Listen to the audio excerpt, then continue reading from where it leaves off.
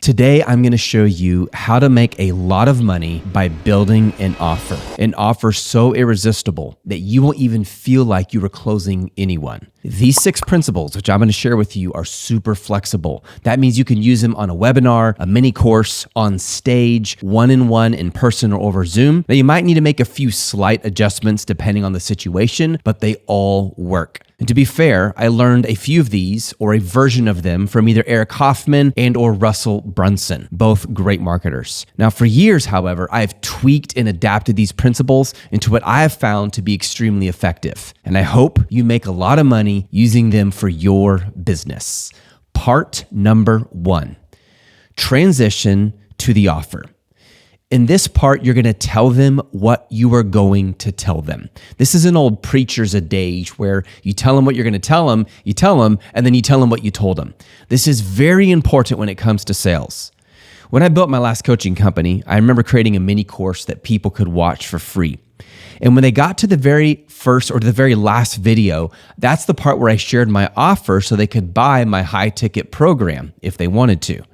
And for some weird reason, the first time I did this, I thought that if I'm really subtle about the fact that I'm transitioning to the offer part, the close part, people will enjoy it more and won't feel as sold to. Well, a few weeks went by after I launched it. Hundreds of people watched the mini course, but no one purchased. One of my staff members had watched the whole series. And so one day I asked her, I said, "What did you think of the offer?" And she goes, "The offer?" And I said, "Yeah, the part where I talk about the full coaching program they could purchase." And she looked confused. And then after a pause, she goes, "Seth, are you sure you included that in the mini course?" And that is when it hit me. I had been so subtle about the fact that I was shifting from the free content to the offer that the viewers didn't even realize I was presenting an offer. No wonder I had no sales. And so I immediately re-recorded my pitch explaining the offer. And within a week, I had dozens of buyers. When you are ready to pitch your offer, be upfront. Be transparent about it. Let your audience know. If you're shy about your offer, it looks like you have something to hide, and that will make your clients feel sold to. But how do you do this practically? Well, you give them freedom to decide to stay or to go. Here's how I would do it. So let me ask you a question. How many of you are excited about what we just talked about? And then pause for response. Even if you're on a video, it will feel like an eternity and it will feel super awkward, but still pause because in their mind, they're going to respond. You're engaging them. And then say, how many of you are feeling a little overwhelmed because we've covered so much? Again, pause. And then I like to put it this way.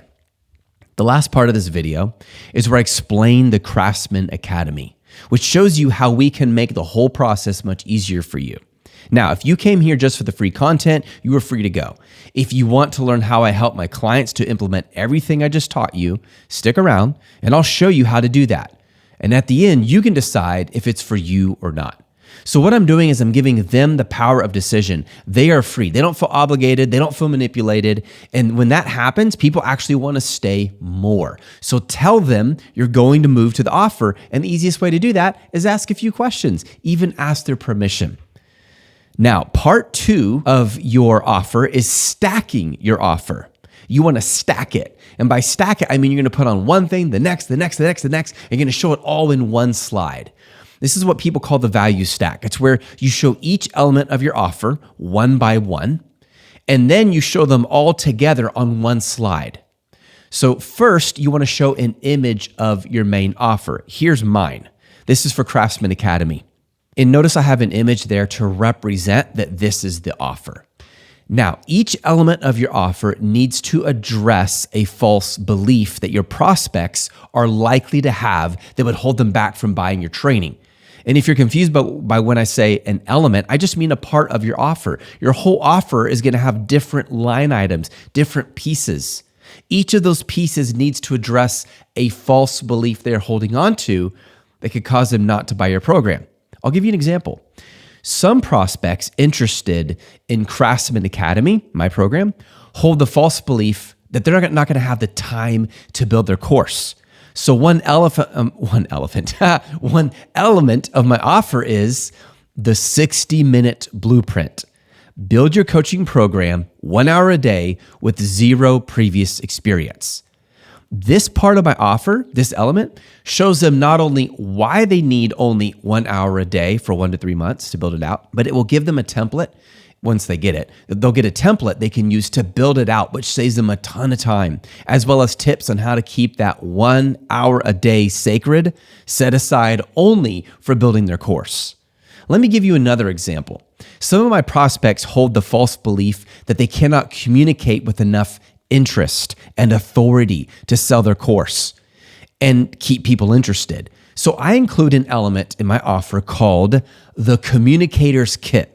How anyone can communicate with authority, interest, and relevance, even with zero previous speaking experience.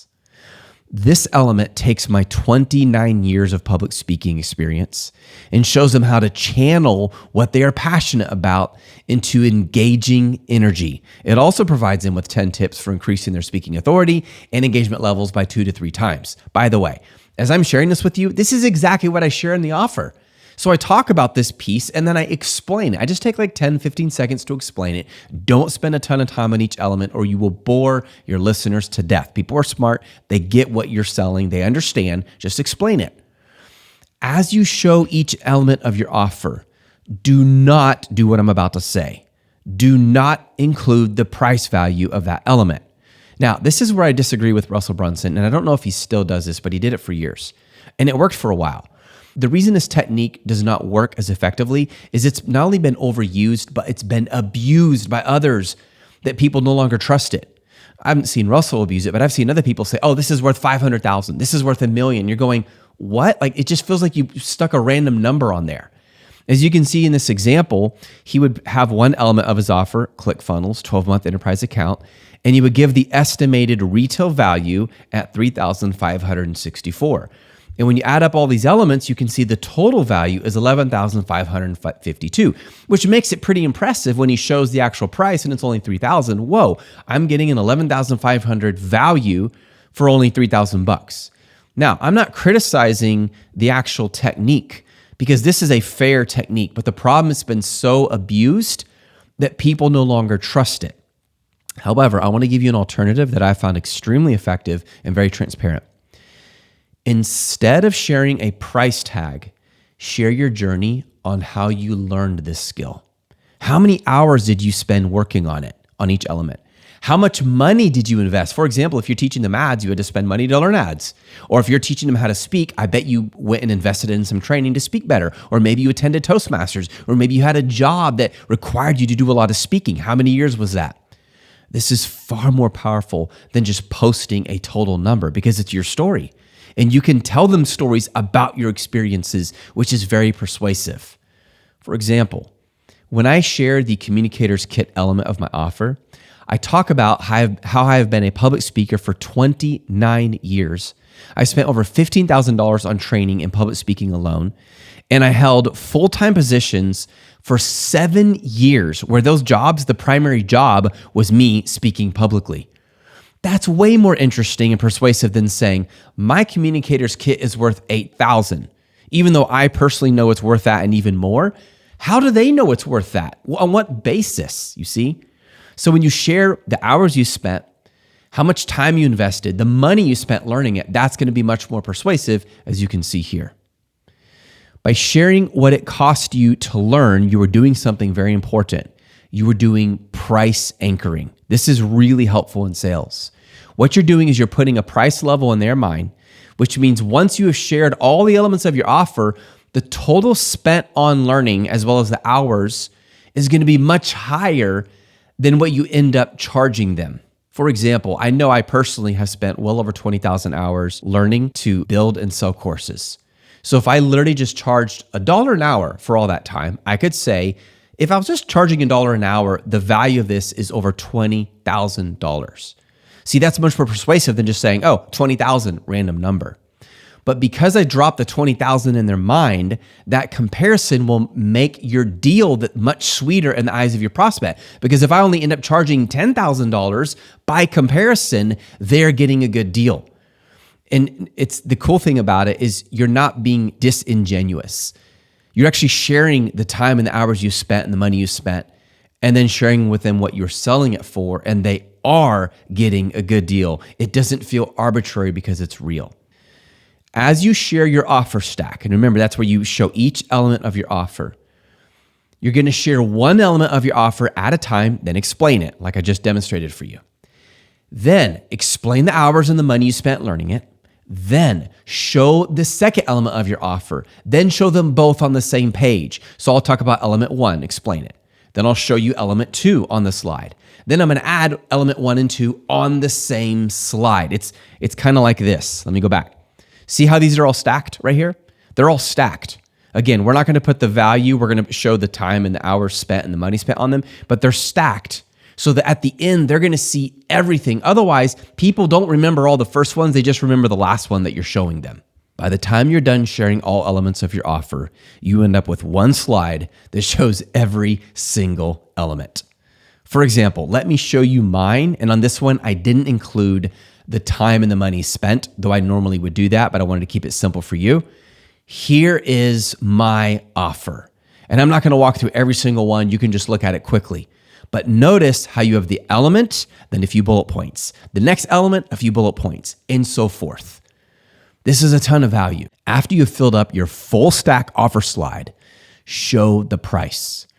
The price should be 10 times less the hours and or dollars you spent learning how to do all of this. Make sense? So for example, if you spent $10,000 or hours learning all this, then your price should only be $1,000. Make it 10 times less. Make it a good deal, an insanely good deal. You don't want to spend all this time to offer a so-so deal and maybe they buy. No, you want to get sales, so be smart about it. Now let's move to part 3. Part 3 is weave in testimonies. Do not forgo this part. I say that because a lot of coaches just feel like this isn't that important, and they don't realize if you don't include this, you're not going to get many sales. People need proof that your system works. But Seth, what if I don't have any clients yet? Then share examples of how it worked for you. I spent 8 years of my life selling a course and generated 10.2 million in sales alone. But I've also trained dozens of students into millionaires and some multimillionaires. That is also strong proof. So I share this to show people I know what I'm talking about. Now, you might feel like, well, Seth, I don't have those results yet, so it's easy for you. And that is simply not true. When I started out, I had zero experience selling a course online. I didn't have any successful students. So you know what I did? I started by simply sharing what I was learning and the results I was getting. Like, you are your own first client. Obviously, you need to live it and do it and succeed at it before you teach others. But the cool thing is you'll continue to grow and learn over time, and the value you share with others will continue to get better. And the more you do that, the better you get. It's all self-reinforcing. That's why I love this industry. And that was all I needed at the beginning, just to share my experience. And then people started asking to buy my training. Then as I started to have successful students, I would share their stories as well. And then my course sales took off even faster. Everyone has to start from ground zero. I know it's tempting to look at other people and say, well, you're really successful, but it's easy for you, or you've done this, so it's easy for you. But do you ever consider that every time you see someone ahead of you, they were once exactly where you are now, or even further back than you are now? Everyone has to start somewhere. So don't use that as an excuse. Use that as leverage. Say, yeah, that's cool. They did it. I can too. Part number 4 of building your offer: lower their risk. Anytime you can lower the risk for your prospect, you will sell more units. Now, the easiest, most direct way to lower the risk is to offer them a money-back guarantee. That means if they don't like the program, they get their money back, no questions asked. Some top marketers include this and others do not, and I'll explain why. Let's say in the first 30 days of someone buying a program, it's going to require a lot of work on your end. For example, you have to do a bunch of one-to-ones for that person. In that case, offering a money-back guarantee means you're going to be working for free for some people. And I bet they don't do that at their 9 to 5. However, if you are only selling them the course and it doesn't include one-to-one training, or maybe you do have a group training, but you're going to be there anyways for the people who've already paid. So you're not really doing extra work. So in that case, including a guarantee does not just lower the risk for them, but also you. And yeah, some are going to ask for the money back, which is fine. And don't take that personally. Some people look at it and they decide this isn't for me. But the number of increased sales you receive because you included a guarantee will be greater than the refunds. So you actually end up with more sales, more money if you do offer that 30-day guarantee. It also communicates to them that you were confident about your services. So if you use a guarantee, here's what I would recommend you say, something like this. Hey, it's totally fine if it doesn't work out for you because you're protected by a 30-day money-back guarantee, no questions asked. You can try it out now and see if it's a fit, zero risk. And people go, okay, I'm willing to try this.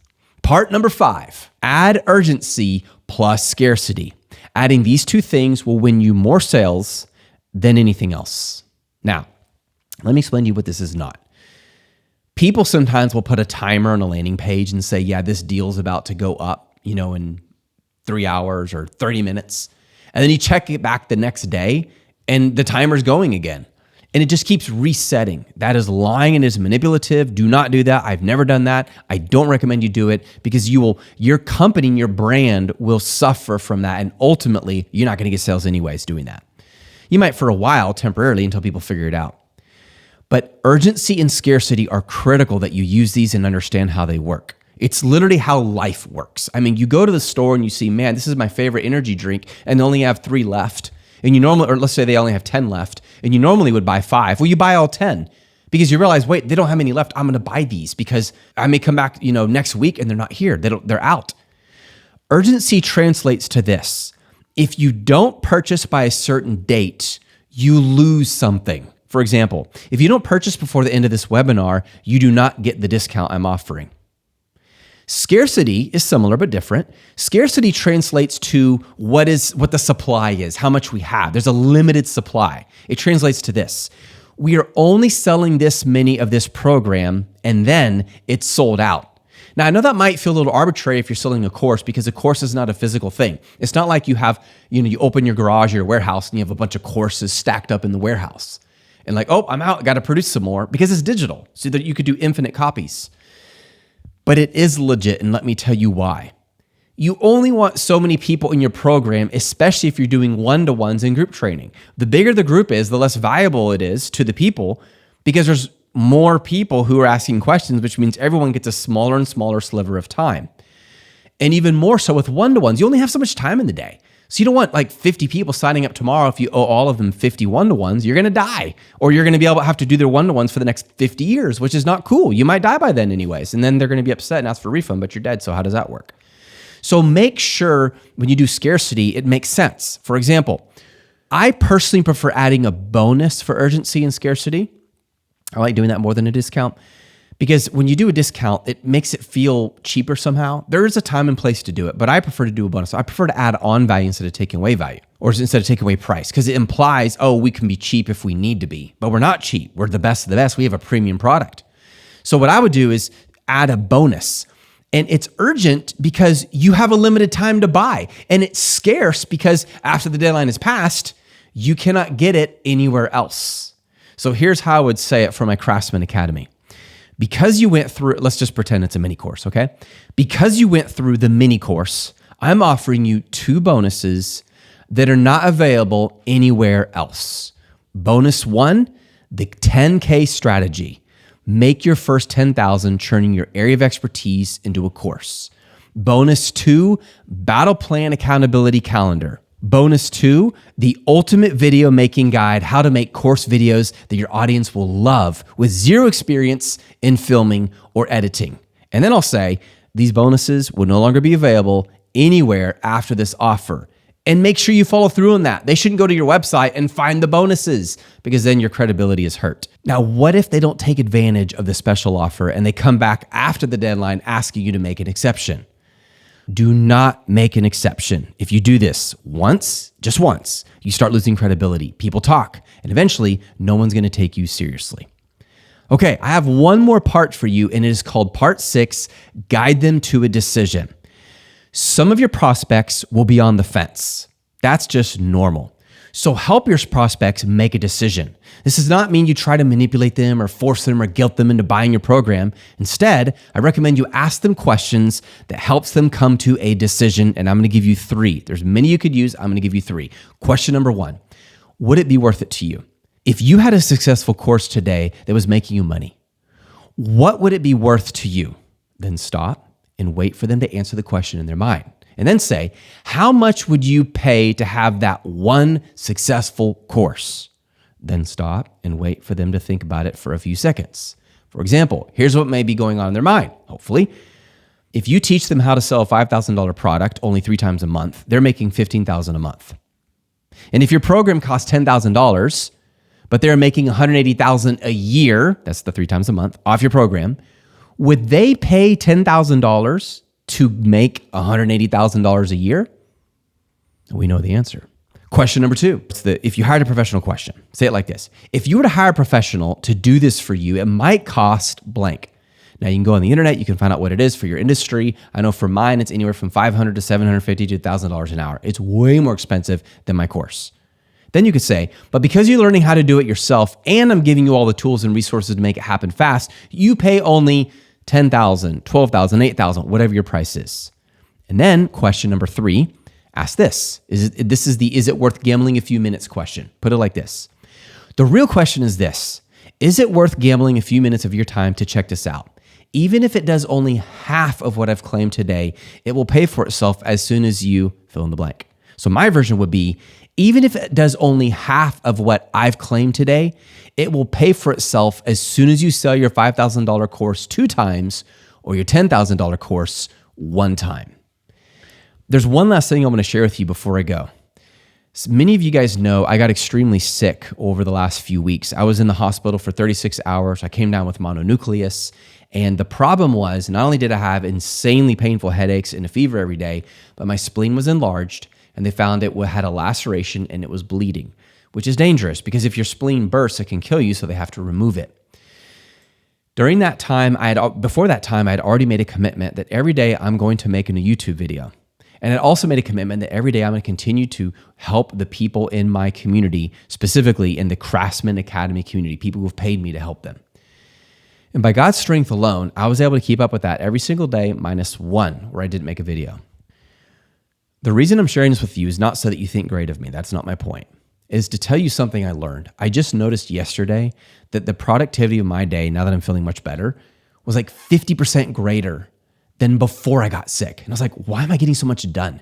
And I realized something happened. During the sickness, God was training my mind and my body to do something that felt impossible. There were multiple days where I walked in here with a low fever. I tried to wait till it went lower or broke and do the video, and I was in extreme pain, and I just had to just grit through it because I knew God was teaching me to endure.